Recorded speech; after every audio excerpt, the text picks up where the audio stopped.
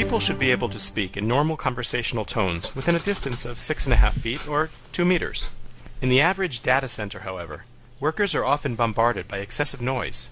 Chronic exposure to high levels of noise affects not only our hearing, but also our עכשיו stress 10:30 לפני כ8 שנים ערכנו כאן תוכנית, חברה שהייתה די בתחילת הדרך, סילנטיום שמה, והיא עסקה בניטרול ההשפעה של מה שמכונה זיהום רעש.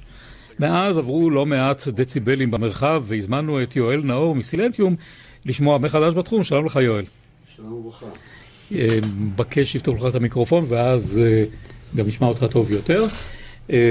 תגדיר לנו שוב, הספקנו לשכוח או לא להיזכר במה שאתם בעצם עושים. במה עוסקת החברה שלכם? החברה שלנו עוסקת בהשקטת רעשים במישור האקוסטי בתחום השמע, מבוססת על העיקרון הפיזיקלי של התהפכות הורסת, שבעצם אומר, אם אתה יכול לשדר רעש הופכי לרעש שיש בסביבה ולשדר אותו, תיאורטית שני הרעשים האלה יתחברו והתוצאה שלהם תהיה אפס. התאבכות הורסת. התאבכות זה לא התהפכות, אלא בואו נתאר את זה התאבכות, בית וכף. בואו נתאר את זה בצורה גרפית. אם גל קול מסוים עולה, יורד, עולה, יורד, עולה, יורד, יש לו עמקים ויש לו גבעות, אז אם אתה תשדר גל שהוא הפוך, בעצם העמק של הגל האחד ישתלב בתוך ההר או הגבעה של הגל האחר, הגבעה של הגל האחד תשתלב בעמק של הגל האחר, בעצם אתה מקבל משני גלים שהם שני גלים בצורה עולה ויורדת, בעצם אתה מקבל גל פס ישר, שהוא בעצם שקט. בהחלט, זה בעצם כמו השתקפות במראה של הרעש המקורי. עכשיו, מבחינת החברה, הרי יש לו אוזניות שעושות את זה לנו, של חברות שונות, אנחנו משתמשים את זה בטיסות, אבל אני מבין שמה שהצלחתם לעשות, זה בעצם את האוזניות בלי האוזניות, נכון? ממש בועה כזאת. נכון, כל הרעיון היה בעצם לקחת את הטכנולוגיה המסורתית שקיימת, כמו אוזניות אקטיביות, ובעצם להגיד, בוא נעשה את אותו פתרון ללא אוזניות. העברנו את הרמקולים לכיסא, לסביבה, דוגמים את הרעש מכל המרחב, ואנחנו היום מצליחים לייצר את העיקרון הזה ללא אוזניות, מייצרים בועה של שקט סביב הראש של המשתמש, מגוון רב של אפליקציות. איפה למשל יכולות להיות בועות כאלו? איפה עוד מערכות שלכם מותקנות? הדבר הכי טבעי שזה יכול להיות, זה כמובן שכולם מכירים, זה במטוסים. אתה טס, רעש אדיר, אתה מגיע עייף, אתה מגיע מוטש, אתה אפילו לא יודע למה. רעש אדיר התכוונת של הילד מאחורה, שגם בועט בכיסא. נכון. אוקיי. ואתם מכירים את זה בטח שאתם בבוקר, אנחנו ברדיו עכשיו מכירים את זה שאתם נכנסים לרכב ופתאום מדליקים, פתאום הרדיו צורח בעוצמות אדירות ואתם לא מבינים מדוע הווליום הזה, כי בעצם יום קודם חזרתם הביתה ובגלל רעש הכביש בעצם הקשבתם לרדיו בווליום על מנת או שהילד לקח את האוטו ולא שם טרנס. בסוף זה חוזר לילד. הילד שבועט מאחורה לקח את האוטו, כן.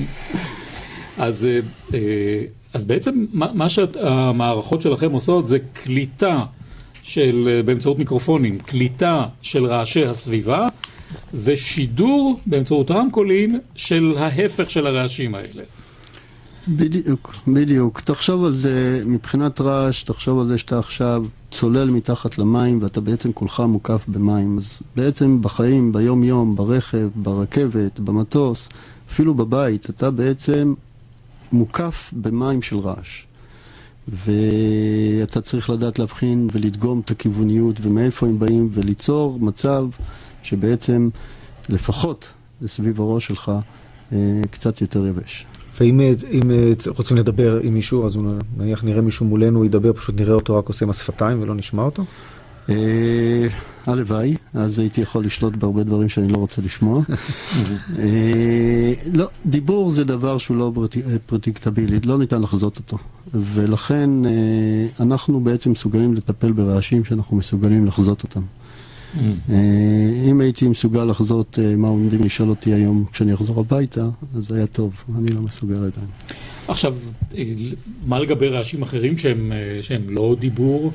למשל, אם אתה נוהג במכונית, ואתה מפעיל מכשיר כזה במכונית שלך, בתא הנהג, ומישהו עומד להתנגש בך, או אתה עומד להתנגש מישהו והוא מצפצף לך מבחוץ, אתה תוכל לשמוע את הצפצוף הזה, או שאתה תשמע את הצפצוף של המוניטור בבית חולים?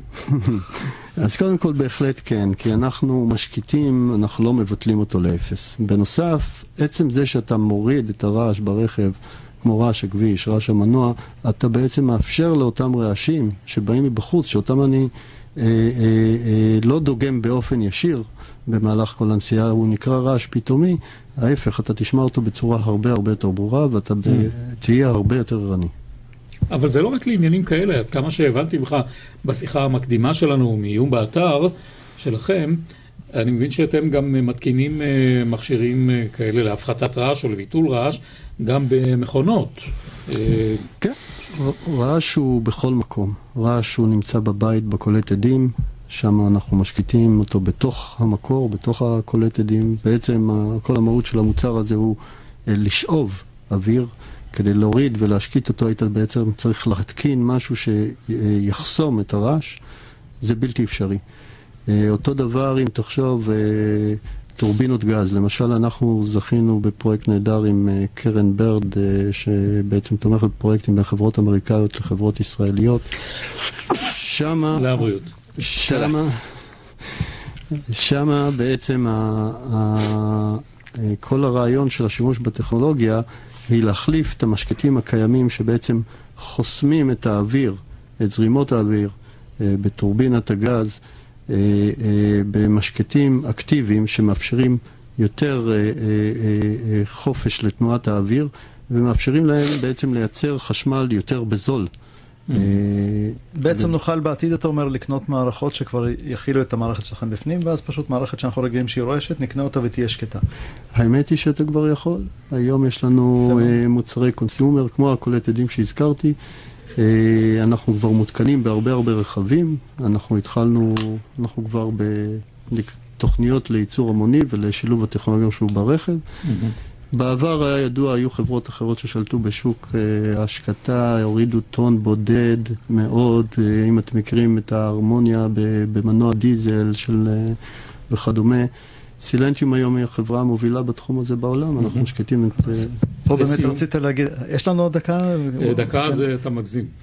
10 שניות. ביקשת להגיד מילה טובה על יוסי ברט, נכון? שהוא גם חבר, גם לפני 9 שנים התראיין, שנפטר, אבל בזכותו הבאתם את זה לפה, נכון? בהחלט.